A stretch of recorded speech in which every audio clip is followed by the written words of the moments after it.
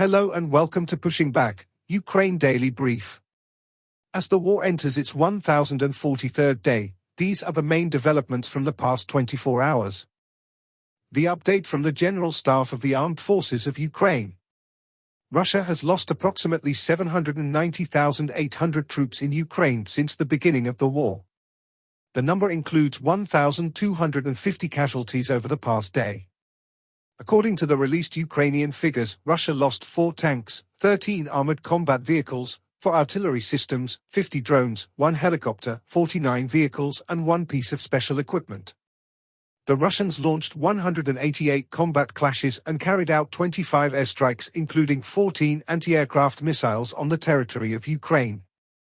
They also used 376 kamikaze drones and carried out around 2,500 attacks on the positions of Ukrainian troops and settlements using various types of weapons. In its latest intelligence update, the Institute for the Study of War. Russian forces gained 4,168 square kilometers, largely comprised of fields and small settlements in Ukraine and Kursk Oblast, at a reported cost of over 420,000 casualties in 2024. The Russian military command largely prioritized efforts to seize the remainder of Donetsk Oblast and establish a buffer zone in northern Kharkiv Oblast in 2024, but failed to accomplish these goals. Russian forces have seized 4 mid-sized settlements, Avdiivka, Zeledov, Vuhledar, and Kurakov, in all of 2024, the largest of which had a pre-war population of just over 31,000 people.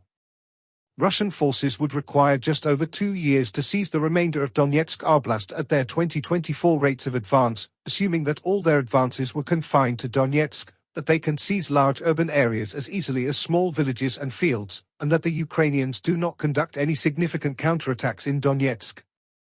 Ukrainian forces have yet to stop Russian forces from advancing in their priority sectors, however, and Western aid remains critical to Ukraine's ability to stabilize the front line in 2025. Russian President Vladimir Putin officially declared 2025 the Year of the Defender of the Fatherland during his New Year's address on December 31st, signaling the Kremlin's continued efforts to militarize Russian society and maintain regime stability by appeasing the growing Russian veteran community.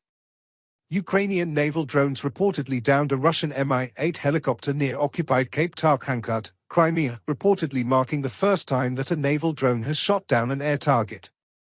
Ukrainian forces struck the Yasovskaya oil depot in Smolensk Oblast and a building used by the Russian military in Igov, Kursk Oblast on December the 30th and 31st. Ukrainian forces recently advanced near Kreminna and in Kursk Oblast, and Russian forces recently advanced near Kreminna, Siversk, Chasiv Yar, Pokrovsk, and Kurakov.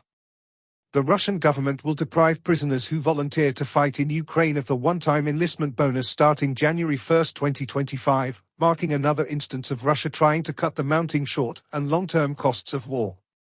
In his New Year's speech, President Zelensky lauded Ukraine's unwavering resilience amid Russia's aggression, vowing that 2025 would bring justice and strength to the nation.